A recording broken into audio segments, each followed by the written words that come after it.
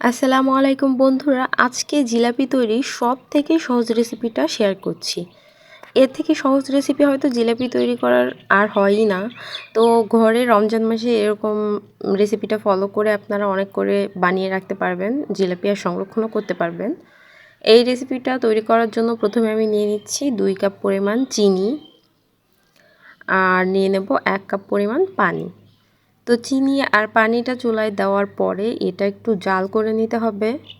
আর জাল করে কিন্তু চিনিটাকে টানানো যাবে না বা আর ঘন করা যাবে না। এখানে পানির আর চিনির পরিমাণটা একদমই ঠিক আছে। তাই জাল শুধুমাত্র একটু যখনই জাল উঠে যাবে, দেখা যাবে যে পানিটার উপরে ফেনা ফেনা উঠতে শুরু করেছে, তখনই চুলাটা অফ করে দেবেন। মানে মিনিট খানেক জাল করলেই কিন্তু এনাফ।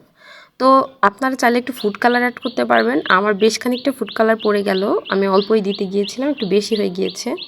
তো ফুড কালার দিলে হবে একটু দেখতে ভালো লাগবে জিলাপিটা, চাইলে আবার নাও দিতে পারেন, সেটা হচ্ছে অপশনাল একদমই। আর এবার আমি চুলাটা অফ করে দিব, তার আগে আমি 2-1 ফোঁটা লেবুর রস দিয়ে নিচ্ছি। খুব বেশি নয়, অল্প একটু লেবুর রস দিয়ে নেবেন, তাহলে দেখা যাবে যে এই চিনির এই সিরাপটা তৈরি করলাম এটা একেবারে চটচটে হয়ে যাবে না। কারণ অনেক ঘন হয়ে গেলে দেখা যাবে জিলাপিটা যখন শিরায় চুবিয়ে নিব তখন ভালো করে শিরাটা ভিতরে যাবে না। এই জন্য আমি অল্প একটু লেবুর রস দিয়ে নিলাম। তো তারপরে এখানে আমি নিয়ে নিয়েছি 1 কাপ পরিমাণে ময়দা, আর নিয়ে নিচ্ছি 1 চামচ ইনো। ইনোটা হচ্ছে গ্যাসের সমস্যা হলে খাওয়া হয়, অনেকেই জেনে থাকবেন। সেই ইনোটা নিয়ে নিয়েছি আমি 1 চামচ, আর নিয়ে নিচ্ছি 1 চামচ তেল। এখানে ঘি নিলে ভালো হয়, বাট আমার কাছে এখন ঘি নেই। ঘি, তেল যা খুশি নিতে পারেন। আর এবার ভালো করে সব কিছুকে একসঙ্গে মিশিয়ে নিচ্ছি। ইনোটা কিন্তু প্যাকেটে পাওয়া যায়, আবার কৌটায়ও পাওয়া যায়, আপনারা যেইটা খুশি ইউজ করতে পারেন। তবে একদম পরিমাণ মতো মেপে 1 চামচই নেবেন, এর বেশি নিতে যাবেন না, আর এর থেকে কিন্তু কমও নিতে যাবেন না। তো এইভাবে মিশিয়ে নেওয়ার পরে ঝরঝরে হয়ে গিয়েছে দেখুন। এইবার হচ্ছে আমি পানি নিয়ে নেব, আর পানিটা আপনারা 1 কাপ নিয়ে নেবেন, তারপরে আস্তে আস্তে মিশিয়ে নেবেন। কারণ একবারে পানি দিতে যাবেন না, ময়দার প্রকারভেদের উপরে অনেক সময় পানিটা ডিপেন্ড করে, কম লাগবে না বেশি লাগবে। তাই অল্প অল্প করে পানি নেবেন আর মিশিয়ে নেবেন। প্রথমে আমি অল্প পানি নিয়ে ভালো করে মিশিয়ে নিলাম, কারণ যাতে ভিতরে কোনো দলা দলা ভাব না থাকে এইভাবে। তারপরে আমি আরও পানি মিশিয়ে নেব। তো এইভাবে যখন বুঝতে পারবো যে ভিতরে কোনো দানা দানা ভাব নেই, দলা পাকিয়ে নেই, তখন হচ্ছে আরও পানি অ্যাড করে নিব।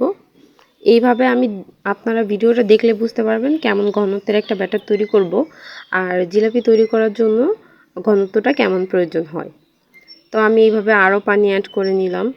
মোটামুটি উপর থেকে ছেড়ে দিলে যখন ব্যাটারটা নিচে পড়বে তখন একটা দাগ কেটে থাকবে, আবার পুরোপুরি মিশে যাবে না, এরকম হবে। দেখুন আমি উপর থেকে ছেড়ে আপনাদেরকে দেখিয়ে দিব।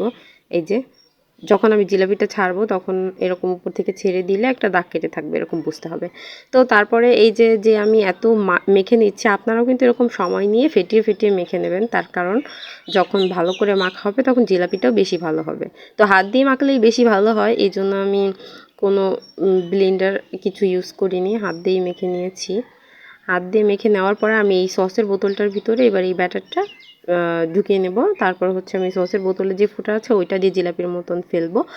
আর আপনারা চাইলে বোতলের মুখ ফুটা করে নিতে পারেন যদি সসের বোতল আপনাদের কাছে না থাকে সেই ক্ষেত্রে। কিন্তু আমি এইভাবে ভরে নিয়েছি, তারপরে হচ্ছে ফেলে দিচ্ছি। এরকম দেখুন, জিলাপির পেস্টটা ভালো একটা দিতে পারছি না, এটা আসলে সচরাচর বানানো হয় না, তাই পেস্টটাও ভালো দিতে পারছি না।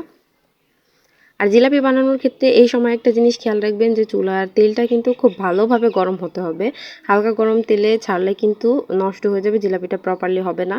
সেক্ষেত্রে আপনার তেলটা খুব ভালো গরম থাকবে, আর এমনও থাকবে না যে দেওয়ার সাথে সাথেই পুড়ে যাবে, এরকম না, কিন্তু অনেকক্ষণ ধরে জাল করে নেওয়ার পরে ভালোভাবে গরম হয়ে যাবে, সেরকম অবস্থা থাকবে। তারপরে 1 মিনিটের মতো জিলাপিটা ভাজার পরেই তুলে নেবেন। অনেক বেশি সময় ধরে ভাজলে আবার ভিতরে উপর দিয়ে শক্ত হয়ে যাবে আর ভিতরে শিরাটা ঢুকবে না। এইসব কথাগুলো মনে রাখবেন, জিলাপি যদি তৈরি করতে যান তাহলে আপনাদের জিলাপিটা তৈরি করার ক্ষেত্রে কোনো অসুবিধা আর হবে না।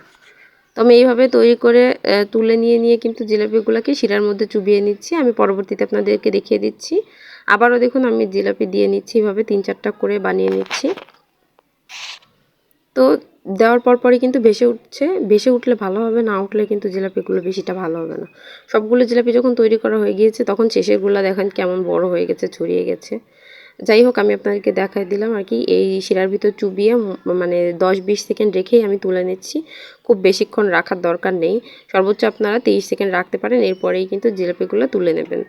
এরকম ডুবিয়ে বেশিক্ষণ রাখার দরকার নেই। শিরাগুলো ঢুকে যাবে, তারপর তুলে নেবেন। ব্যাস, জিলাপিগুলো তৈরি হয়ে গেছে। দেখুন কত সুন্দর লাগছে দেখতে।